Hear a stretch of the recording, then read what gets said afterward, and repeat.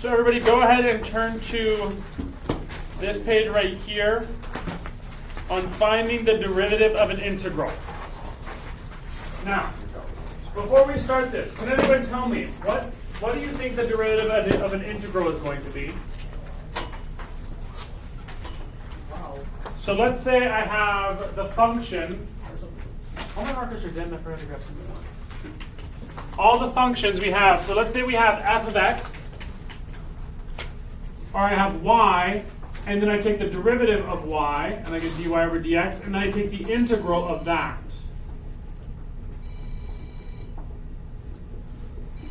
Like so. What do you think is going to happen here? Does anyone have any thoughts on this? What exactly is going to happen here? Does it cancel out to 1? Does it cancel out to 1? You're close. That is decently close there. Does not necessarily cancel out. However,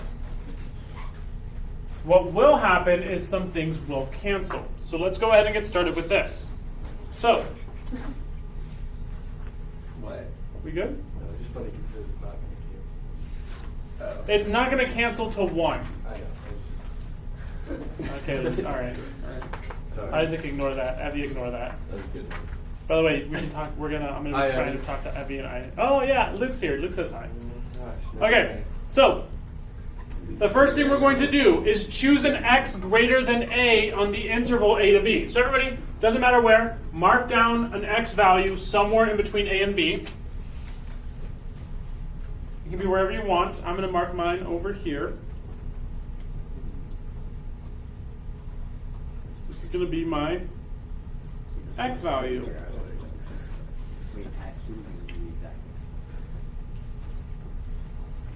Next, what you're going to do is, using only vertical line segments, then rectangles, shade in the region between the graph of f and the x-axis from a to x. So here, for me, I'm going to have to go here, here, like so. I'm just going to make thin rectangles like this to represent the area under the curve with these rectangles.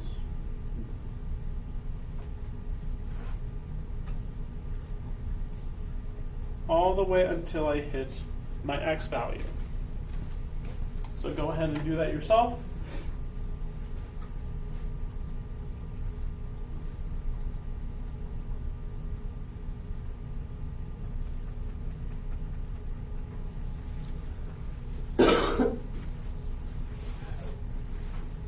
Now, this shaded region here represents our definite integral. Our integral from a to x. Why would we not want to write this as the integral from a to x f of x dx, and instead we write it as a to x f of t dt? Why did we switch those variables out? Does anyone remember? It's kind of a little bit, it's referencing the dummy variable we talked about before. Isaac, Evie, do you know?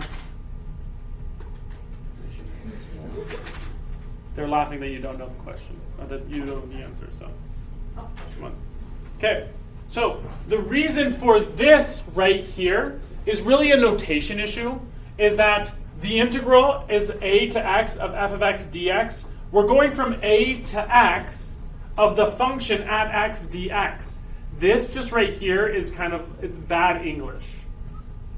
Okay, it's like saying you all instead of y'all. You know how I always say you all? I think I know some people. That's not Texas English, so I know. I know. Yeah, that's But that's okay. The other way around, yeah. No one actually says you all. So this one right here, I say you all sometimes, mostly to annoy Texans. But this right here is just written poorly. So whenever you're going from a to some value x, you would need to replace the variable, say f of t dt. Because you're going to be putting x into there anyway, it doesn't necessarily matter. Here, you have too many x's. Okay? So use t, so the better way to explain it also is because x cannot be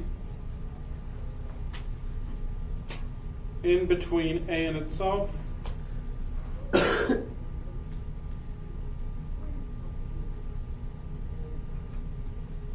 You're going to use t as a dummy variable.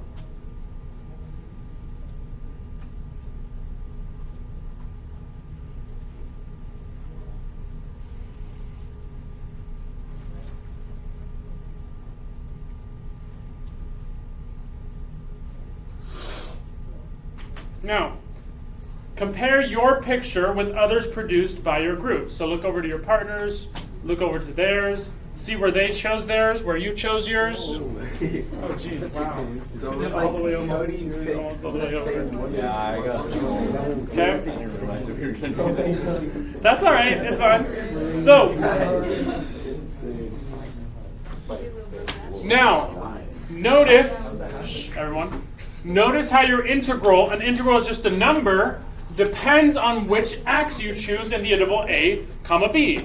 So, if I chose this here, well, that's going to make mine bigger and then smaller, right? But if I chose it here, it's going to be a little bit smaller because we're subtracting off the negative. Smaller, smaller, smaller. So there's a change going on here, right? There's going to be a change in those. So we can define the integral as a function of f on a comma b. So we can call an integral a function.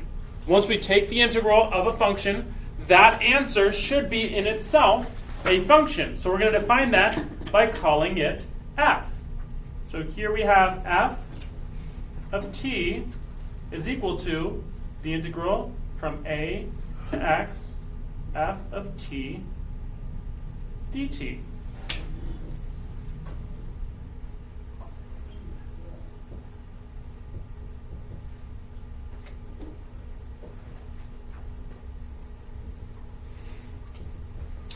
So now this is where it's going to get a little more complicated.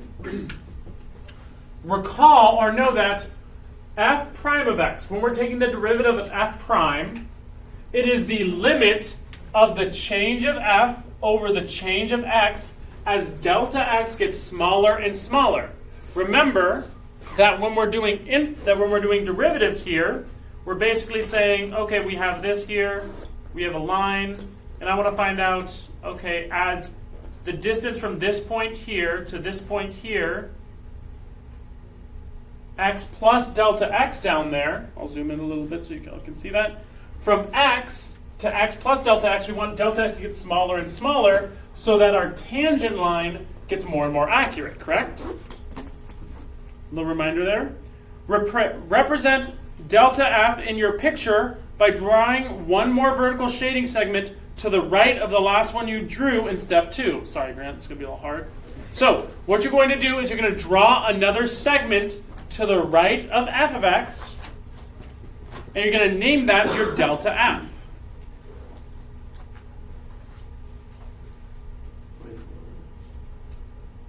So like so, my x is here. So now I'm going to draw out right here another line. And remember, this area right here is going to be the change in f. Because basically I just added on some area. I added how much area? Well, I don't know, so I just call it delta f. Delta means the change of. How much we're changing it.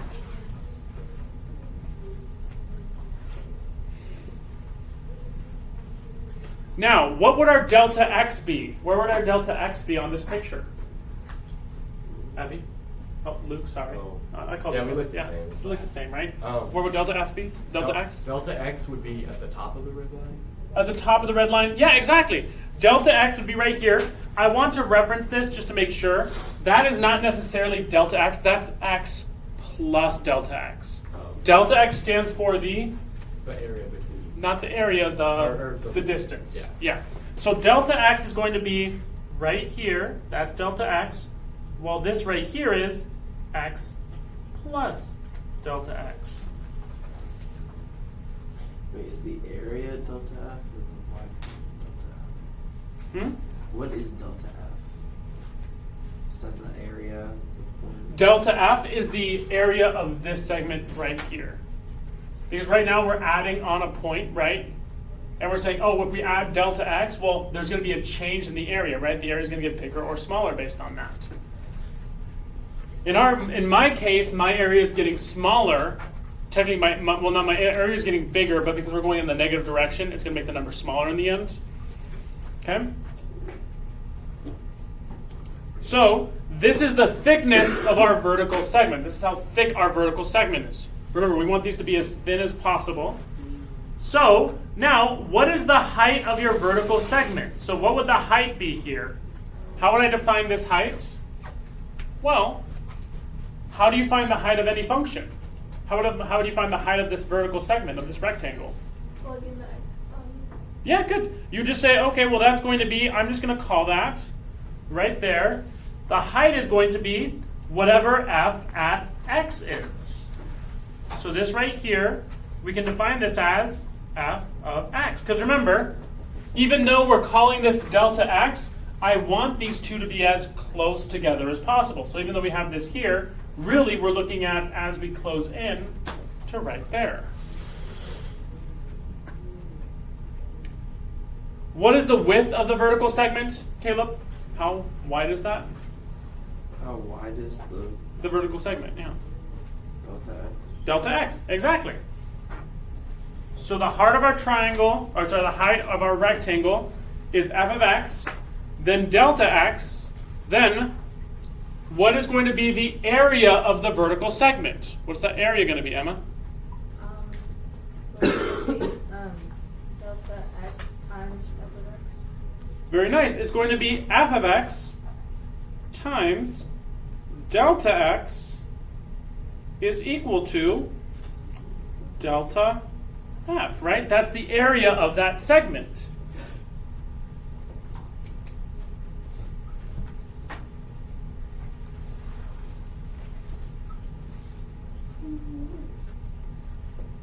Now, this is where it's going to be a little complicated, and I'll just have you follow along with me.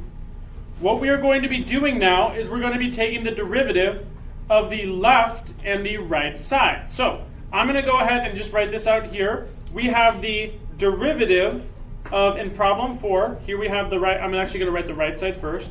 The derivative of the integral of f of t dt from a to x. Okay, we don't know how to do this, so I'm just going to say, let's move on, let's skip it. This is going to equal the derivative of x. Sorry, the derivative of f. So I'm going to do the f prime of x. And with f prime of x, we can kind of do a little something here. Remember that the derivative of f prime of x is going to be equal to the limit as delta, I'm going to call it delta x, approaches 0 of delta f over delta x. Correct? The limit as our change approaches 0 of delta f over delta x. Well, wait a second. What do we know about delta? Oh, no equal sign there. That's my apologies. Shouldn't put an equal sign there. We're just taking the limit of that. What do we know about delta f here, Grant? What's that equal to? F of x times delta x. F of x times delta x. So, what I can write this out as, this is going to be the limit as delta x approaches 0 of f of x times delta x over delta x. And what can I do with the two delta x's, Rachel? You can cancel them. And what are we left with? We have the limit as delta x approaches 0 of f of x. Do we see any?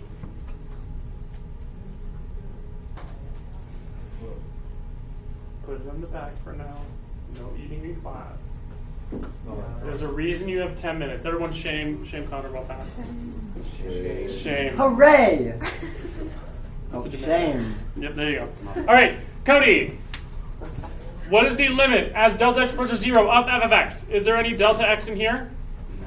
So what can we do with the limit? We can just Get rid of it. get rid of it. So if I take the derivative of an integral, what do I get? I get the original function. So therefore, taking the derivative of an integral is the same as taking the derivative of the area function, which is going to give me the original function. Or, as you can see here, this is going to be f of x is the antiderivative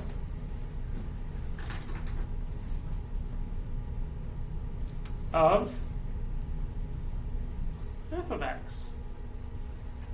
And this is what we're going to be talking about for the next few days. The fact that f of x is the antiderivative of f of x. I think that Emily was able to see that when you did that problem a couple days ago. You took the integral and you were able to see, oh wait, the derivative of my answer is the original function in the integral. Yes, Emma? So we will need to know this though for tomorrow's quiz? For the quiz? No. We're going to take the rest of class now that we're finished with this. We're going to take the rest of class just to work on practice problems for the quiz. Okay? All right. Everybody say goodbye to Isaac and Evie. Bye. Bye. All right, and whoop.